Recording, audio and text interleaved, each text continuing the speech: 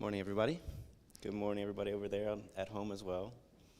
Welcome. It's good to see you all. It's nice to have a gathering here, intentional gathering. We woke up a little bit to some snow, and that's it's a nice thing to wake up to, kind of a quiet thing to wake up to.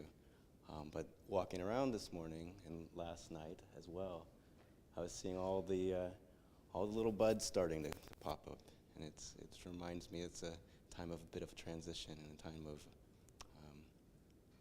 kind of quietness and being inward. So anyways, thanks very much for coming, and hope you get a lot of it today.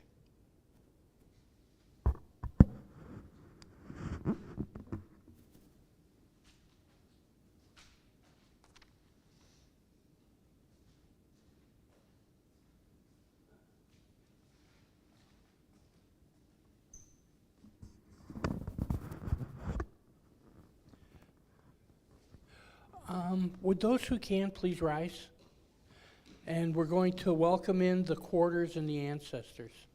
And we'll start facing north. North? No, that's south. No, that's north. You're right. Well, I guess we'll start with me remembering my directions. Okay. To the starry skies and the great bear of the north. To our ancestors of the north. In both the seen and the unseen worlds, we ask you to join us. Hail and welcome. Now, turn to the east.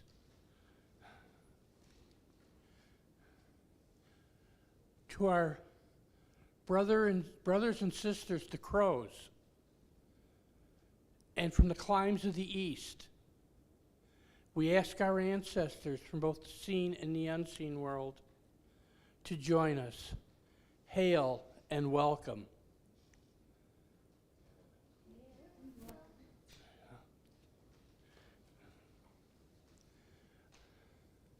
To the passionate stag of the south, to the land of fire and passion, we call forth our ancestors from both the seen and unseen worlds. Hail and welcome.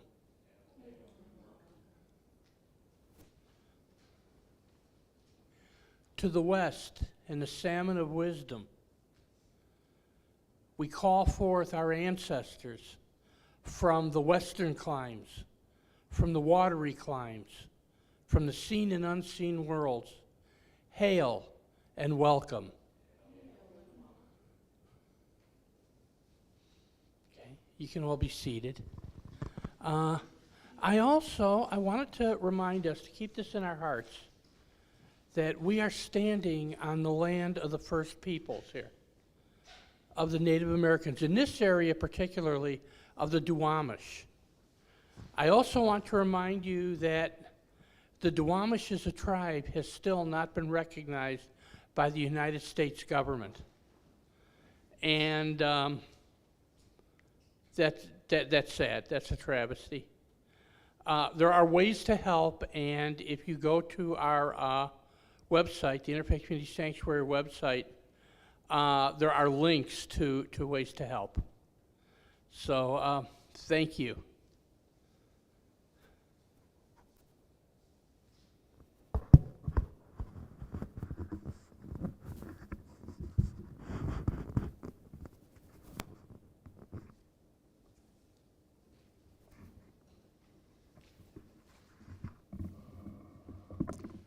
And we also have a ritual before we begin the service. This is all about creating sacred space. So we have an offering for the Divine Feminine. And that's in your program, so I'm going to invite you to share that with me. And our newest guest doesn't have a program.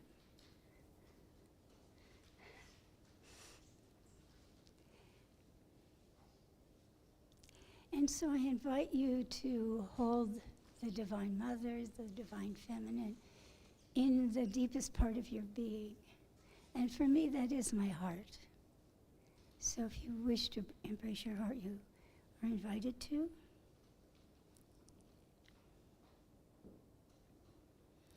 Fill me with your beauty and grace, your silence and peace, your strength and courage, your understanding and acceptance, your openness and receptivity.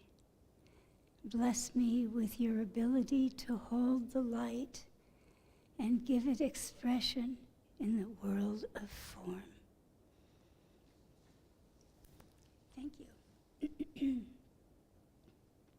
So I also wanted to remind us all, as I think Rich started to, a little bit about our discernment for the year. Did you do that? No, I think you didn't. So on the inside of your program, the first page, there's a discussion of our year. And what we're discerning this year is transforming the body, heart, and soul. Body, heart, and mind. And in January, we purified our bodies. We looked at spiritual practices and teachings to purify our body. And this month in February, we're cleansing the heart.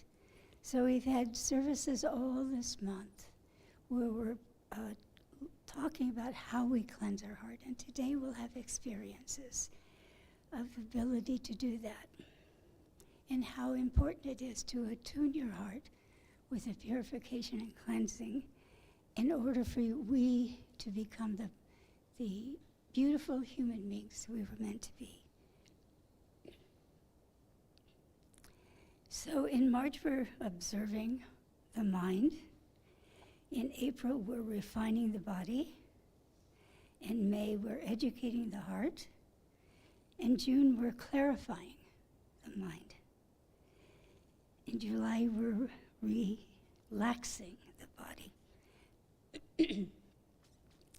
In August, we're surrendering the heart. In September, we're dissolving the mind. In October, we're finding balance in our body. In November, we're harmonizing the heart. And in December, we are recreating the mind. And our spiritual discernment is reflected in all the activities we do. Sometimes the circles that meet here for their spiritual practices also honor the discernment, because as a community, we're using this tool of spiritual discernment collectively in our own focuses. And it's because we're transforming. We're transforming to be, as I said, the most beautiful human beings we can be.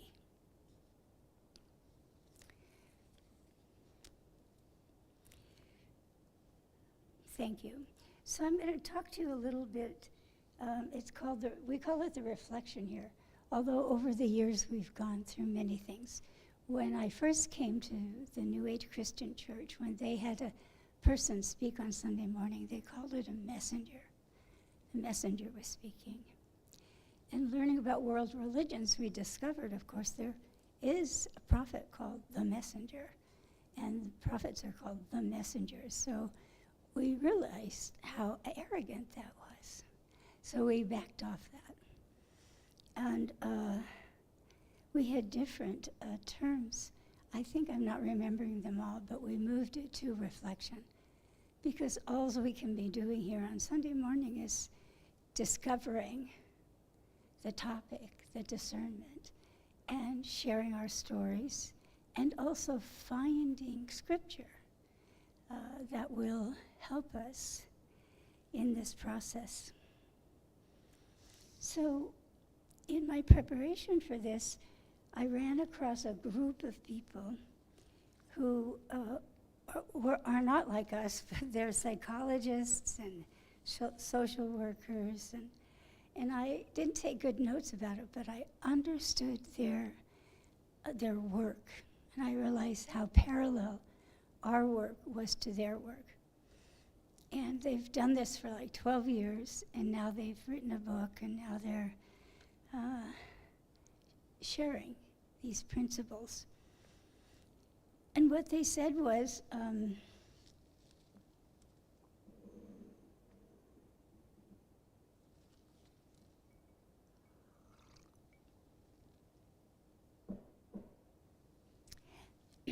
that there's 3 necessities to become an enlightened being. And the first one is having a gnosis, a knowledge of your essence. And not really surprisingly, but wonderfully exciting for me to learn that they were including in their basic essence practice the study of evolution, where the world came into existence, where they even wrote a book here. This is a teacher wrote this for children. It's called From Lava to Life. And they go through, in very simple terms, all of the processes that the world went through to create the opportunity for there to be what we are, a human being. And it starts with bacteria, and I'll leave this here for you to talk about. And then oxygen being created, sunlight, photons, goes on and on and on. And at one point, these are billions of years, at one point then human beings arrive. And they become conscious. And it's this consciousness that is now fueling evolution and fueling the world. And through this gnosis of understanding of the importance of understanding what the world is and that we are part of that world,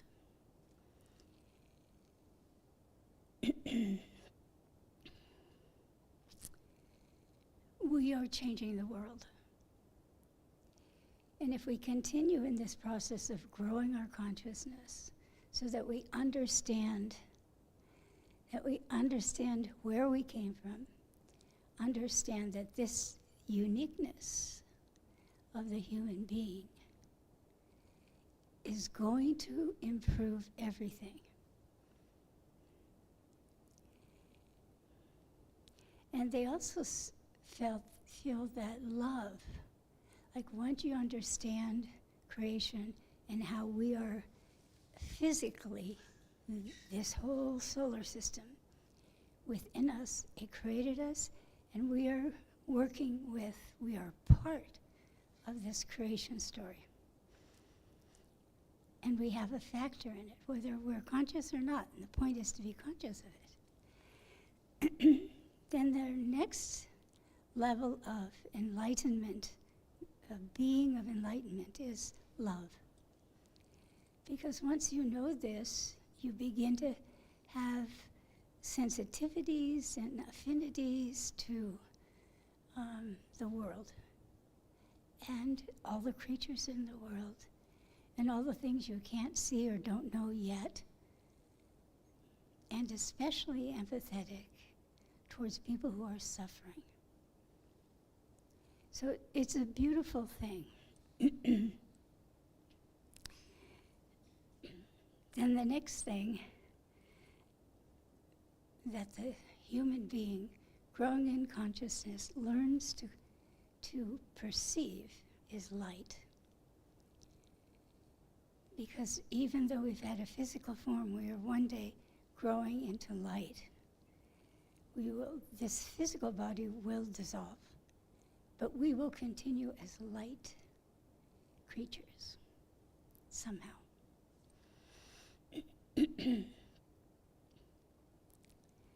So it gave me a great happiness happiness to know that people are working on this. And lots of people have different things, but it's really basic, and it's really true. This gnosis, understanding of who we are, this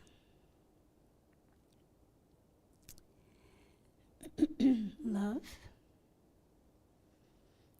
and this light.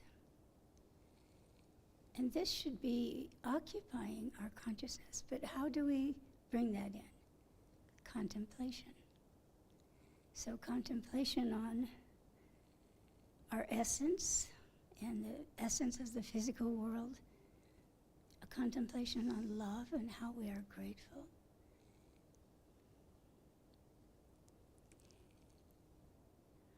And a contemplation on light. So let's take a moment to just reflect ourselves in our own being and in the collective room. A few moments of silence for the gnosis of the evolutionary process, for the world, for the solar system, and us.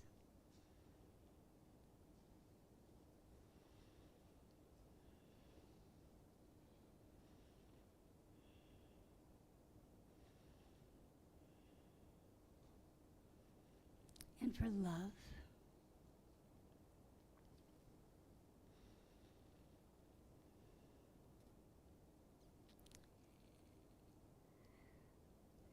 And for light.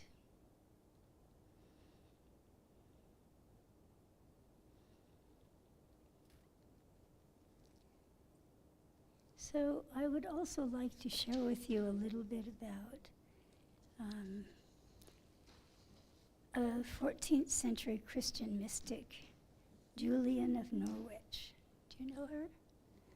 Julian of Norwich.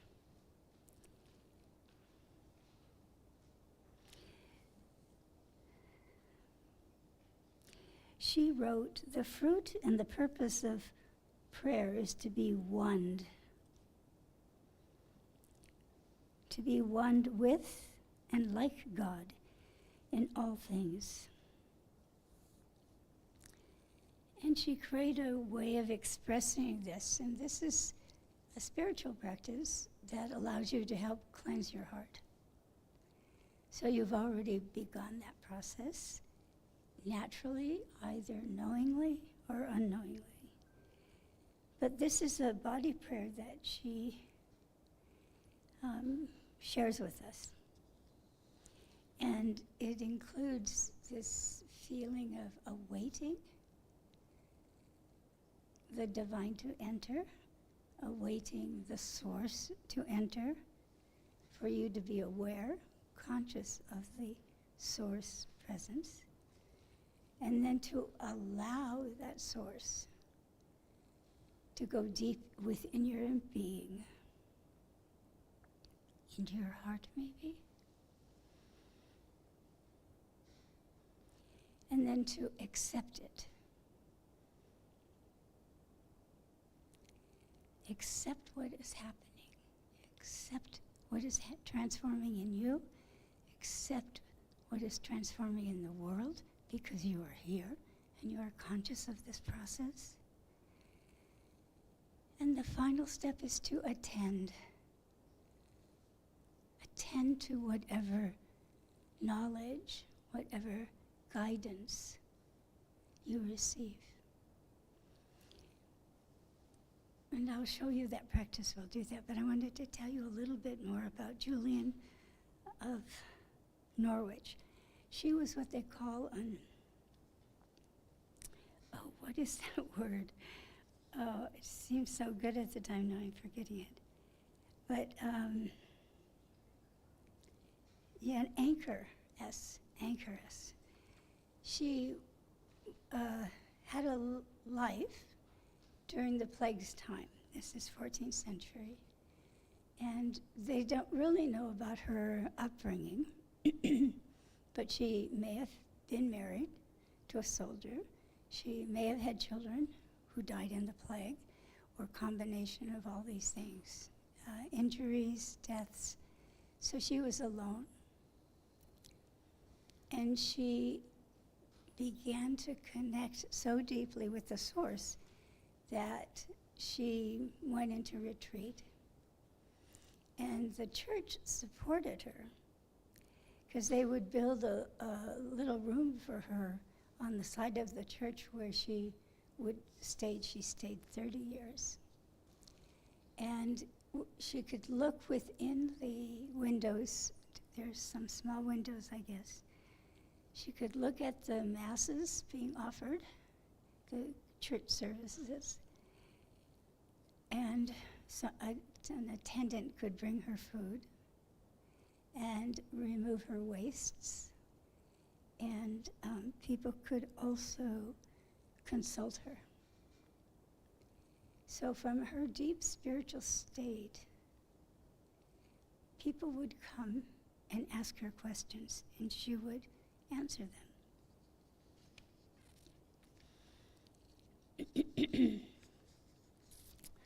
So,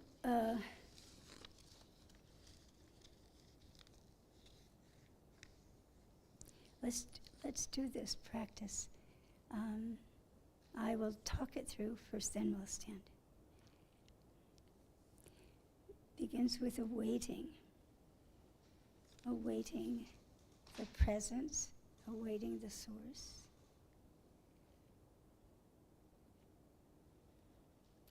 And whatever it is, just accept it. Don't judge it.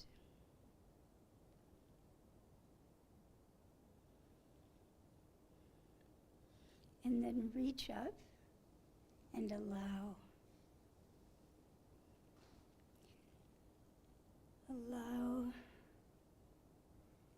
a sense of the divine presence to come or not. Whatever is, is.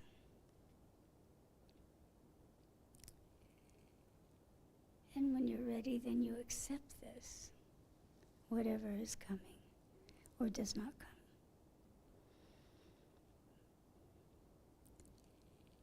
But you are being present to the love of the divine for yourself and for all in the world.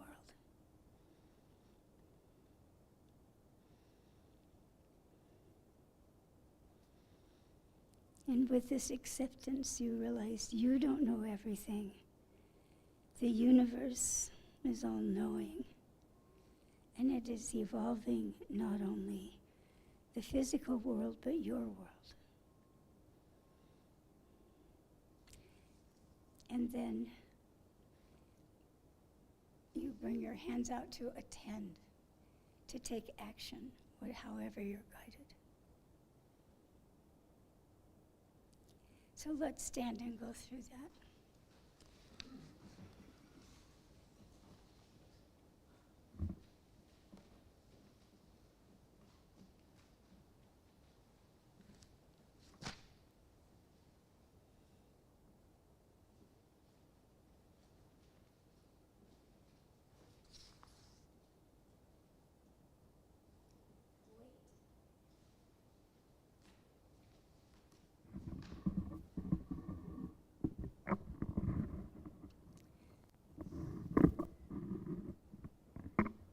Await the source and presence.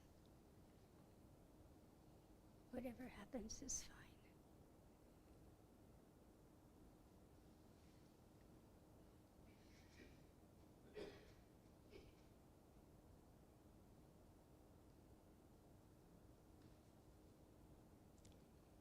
Allow.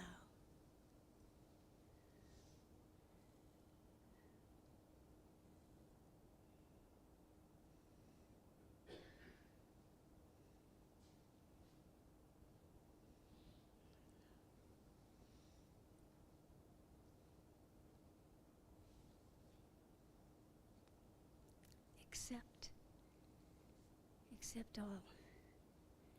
Accept everything.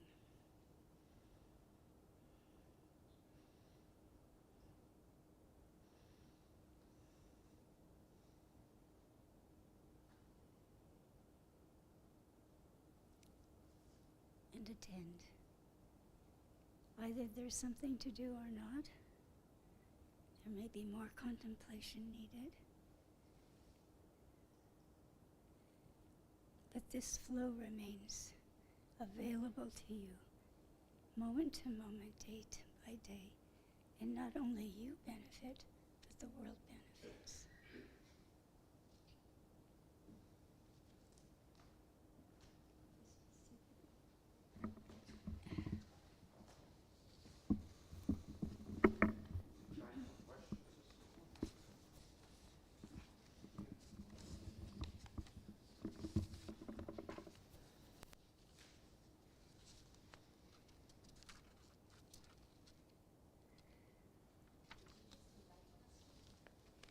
I heard you say something, and I was thinking that there may be others who have more experience with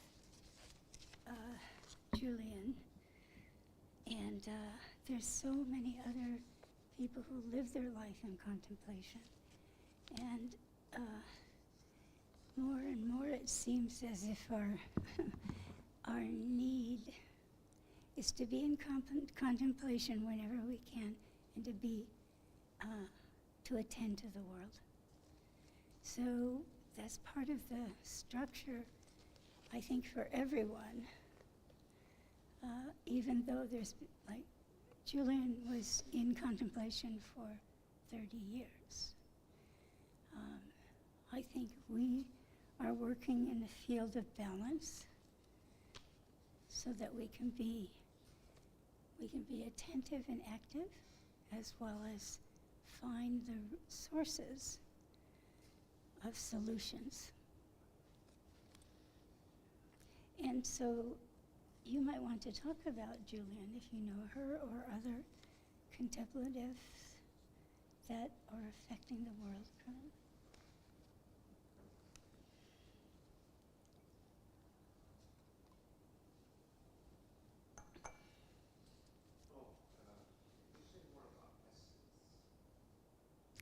Probably not. Yeah, different words. We could talk about it, but I don't have answers. Also, when we're talking about these things that are very vast, it's hard to find a language. It's hard to share the experience, hard to define. And sometimes that's a limitation, but necessary, because that's how we're helping each other too. Would anyone like to address that?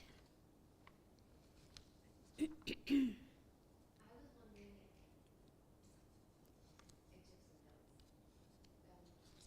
Those 4 steps of awaiting, allowing, accepting, and then attending. And it's ambiguous to me how to differentiate between allowing and accepting. And I'm wondering if you would you go over that again? You mean those positions?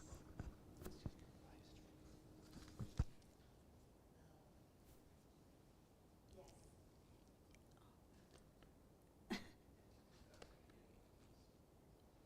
I didn't have the question.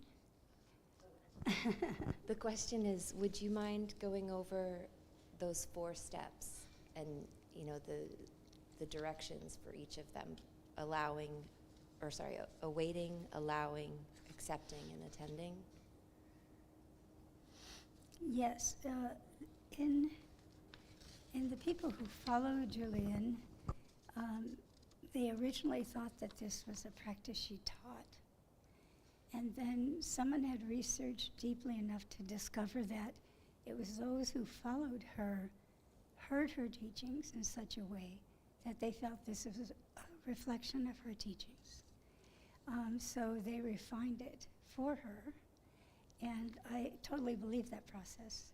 That's why we have spiritual guides, that's why we have each other, that we learn and discern and share what we know. But yes, I'll review those, and I'll read more of what they said about it. The prayer has 4 simple postures and intentions. Await, with hands at the waist, cupped up to receive. Await God's presence, however it may come to you.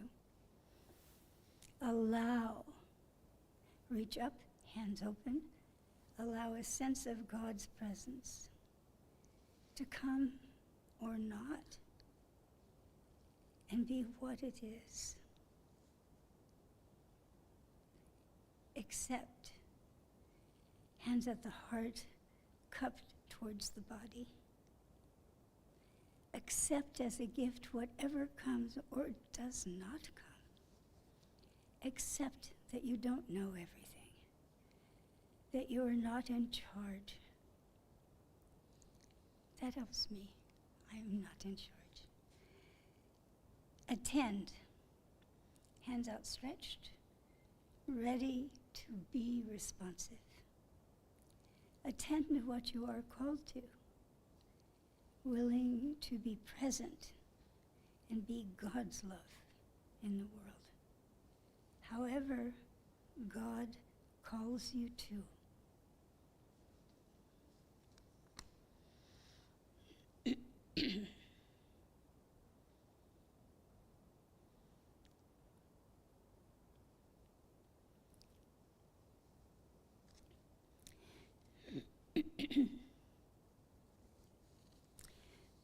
So we have a couple of other practices that I hope you'll enjoy, and it is for cleansing our heart. And so I chose that we would have readings of Rumi poetry, and I have these envelopes here. If somebody would like to pass them out. Thank you, George. And since we don't, I had requested a musician come today because we did this decades ago. Tim Hulley, who plays harp, and he was going to come here and play the harp for this. But what I'm going to share with you today is the element of water. I'll be pouring water, and you'll be hearing that, because part of the cleansing of the heart, the healing of the heart, is connecting to the elements in those sacred ways, understanding the essence of these things and experiencing them and loving them, and also sharing them.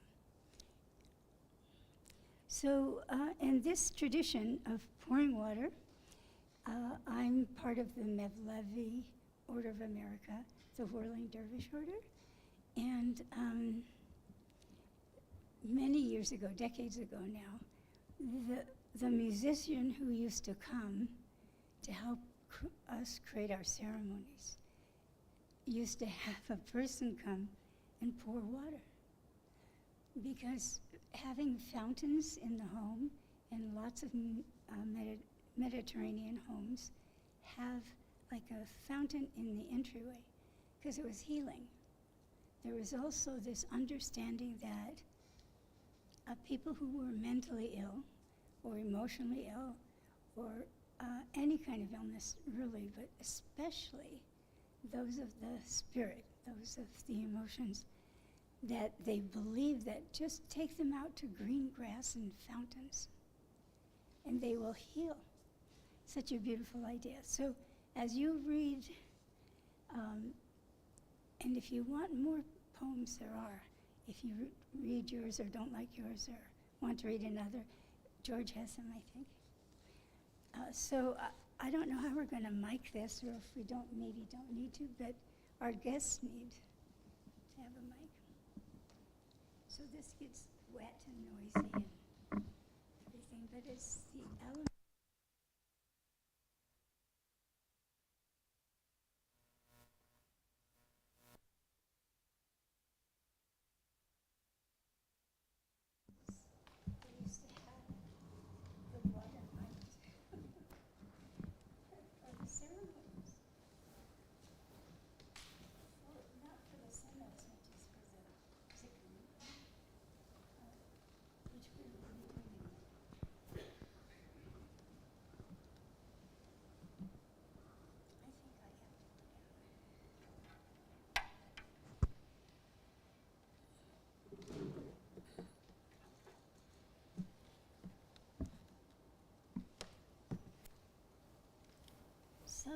when I first joined the Mevlana order, I just decided, when I first joined the Mevlana order, I thought, well, I wouldn't be able to be a whirling dervish. I couldn't do that. Also, I'm too introverted. I couldn't possibly stand in front of people and twirl. You know? I had many obstacles, so I said, I'll do that. They said no. I had to do the whirling dervish. So beautiful that I did.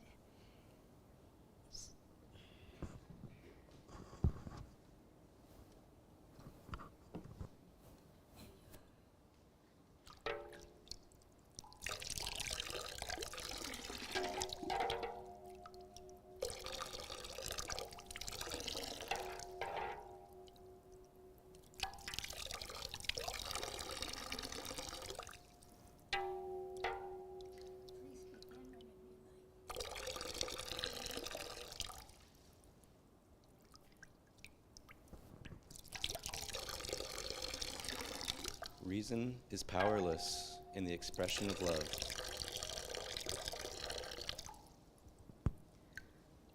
Let the beauty we love be what we do. There are hundreds of ways to kneel and kiss the ground.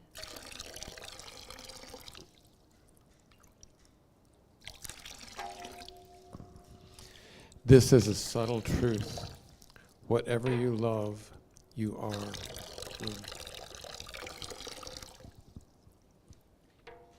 Close your eyes.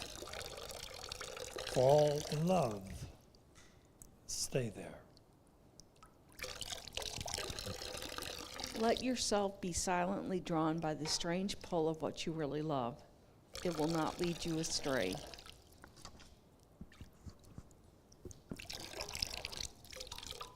In your light, I learn how to love. In your beauty, how to make poems.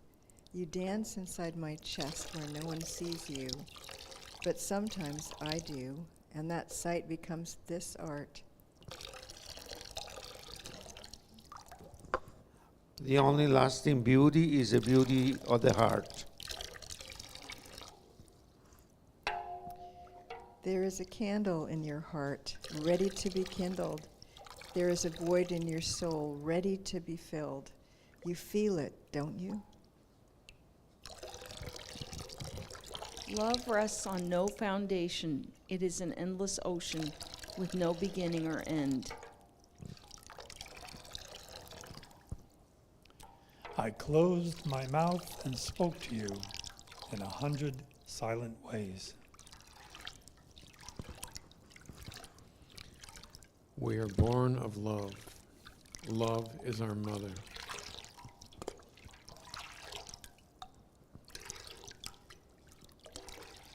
I looked in temples, churches, and mosques, but I found the divine within my heart.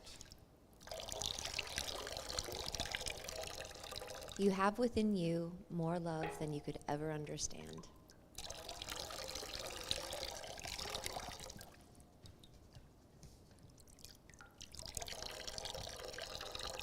A pen went scribbling along.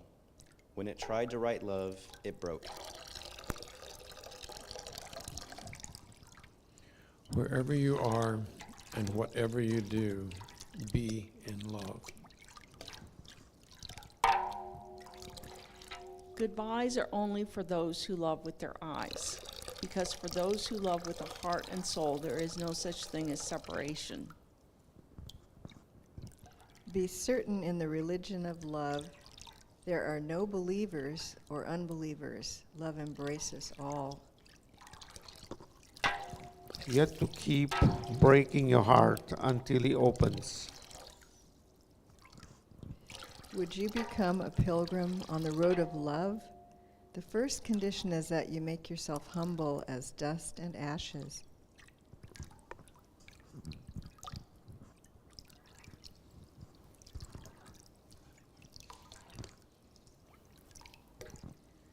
Why are you knocking at every other door?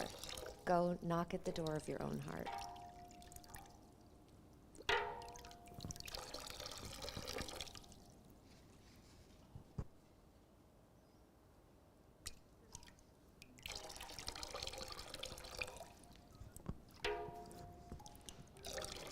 You are the soul of the universe, and your name is love. Everyone has been made for some particular work, and the desire for that work has been put into every heart.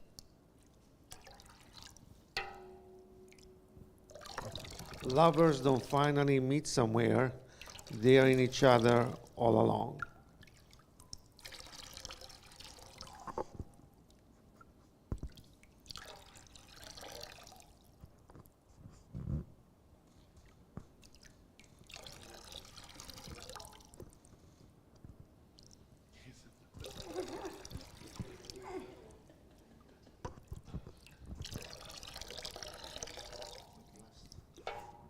There is a candle in your heart ready to be, I already read this, kindled.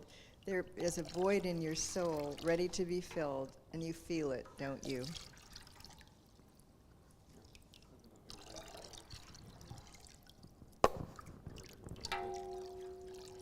Yet to keep breaking your heart until it opens.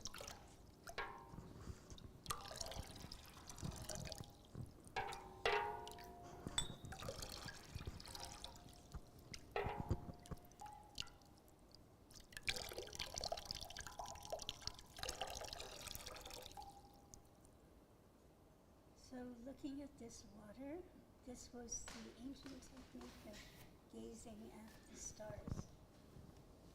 I'm sorry. So it's an ancient technique to gaze at the water to see the reflections of the stars. So I'm having quite an experience here. Also, I want to say to you and remind you all, we come from stardust. That's a reality. And isn't it amazing if you hold that in your consciousness all the time?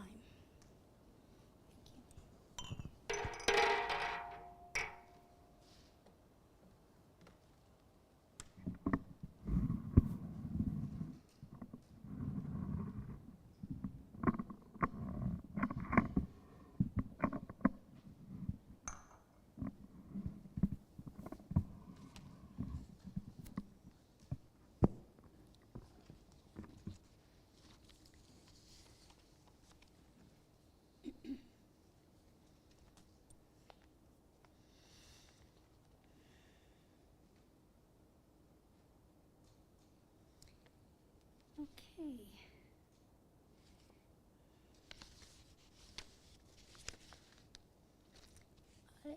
I'm inclined to share with you a prayer because we ended up talking more than I knew we were going to about the tradition of Mevlana and of Rumi. But these days you don't have to give the background because everyone knows who Rumi is. But I'm going to share with you a prayer, and this is a prayer that comes from the ceremony of the Sema, which mirrors our journey. And our journey is like a spiral journey. And if you witness the ceremony, this is the tall hat and the black cloak that gets removed and the white garments are exposed. In the ceremony at the beginning, the first circumambulations around the room have each dervish, Semazan, one who turns, bow to each other. And it's a lovely thing.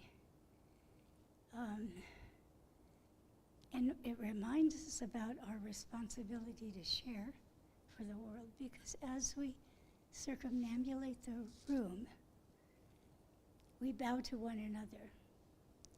So in this case, George and, I'm so sorry, I've forgotten your name.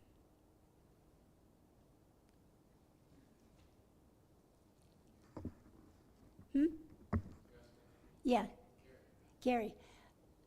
That these two dervishes would bow to one another And then Gary would turn around and come back to the circle. And by the time he comes back to the circle, he will again meet George. Isn't that right? I think so. We're not going to go to that practice, but I have another. I'm going to read the poem because each time these circumambulations happen, walking, and then we have the circumambulations with bowing, and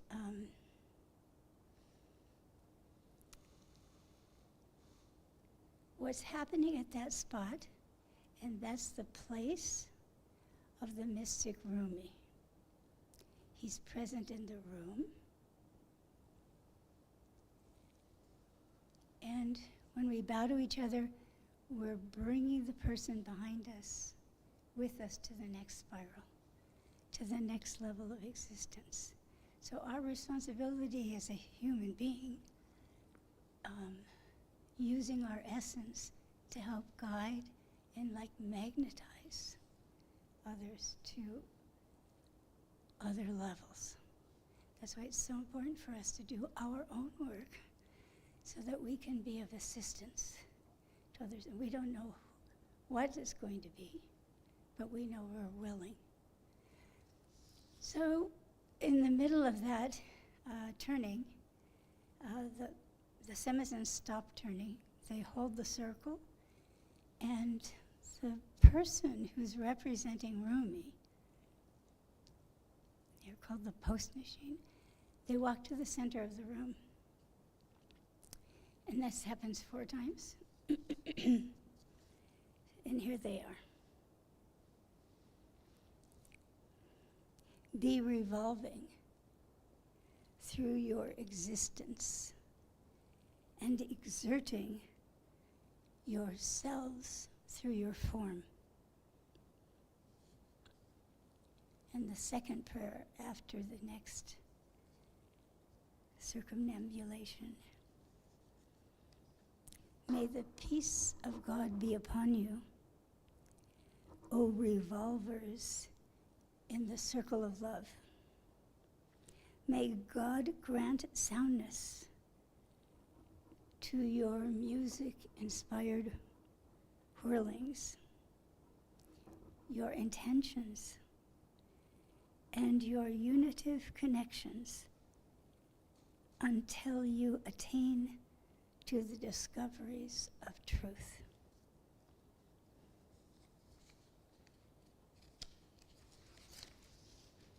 And the third salam, the third circling, again, the person representing the place of Rumi walks forward. The Semizans are standing. May the peace of God be upon you, O travelers in the way of love, spiritual friendship, and the unveiling of your covered eye of spiritual insight until you see the secrets of the circling motion in the center of truth. Of course, the dervishes are tapping into the galaxies, tapping into pure existence, stardust. And the fourth salam, the final one. Rumi is speaking through this person who's holding his place for the Sema. May the peace of God be upon you, O lovers of sincere ones. Excuse me, O lovers and sincere ones. Your rotations in the experiencing of the fragrance of your inward consciousness are completed. And he made you the ones who have arrived to the truth of spiritual certainty. So this brings up a wonderful idea that we're seekers of truth.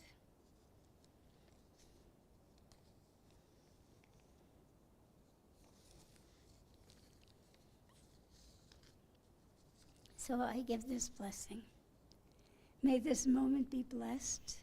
May goodness be opened, and may evil be dispelled. May our humble plea be accepted in the court of honor. May the most glorious God purify and fill our hearts with the light of his greatest name. May the hearts of the lovers be opened by the breath of our master Mevlana, Rumi, by the secret of Shams and Veled, his son, by the holy night of Muhammad, by the holy light of Muhammad, by the generosity of Imam Ali, and the intercession of Muhammad, the unlettered prophet, mercy to all the worlds. We say to you,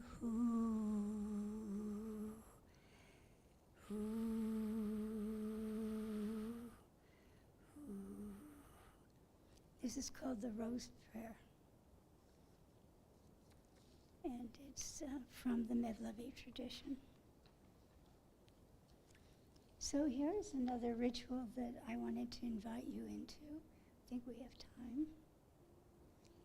This is a prayer for the victims and families after the earthquake in southern and central Turkey, and northern and western Syria, and for all people suffering anywhere.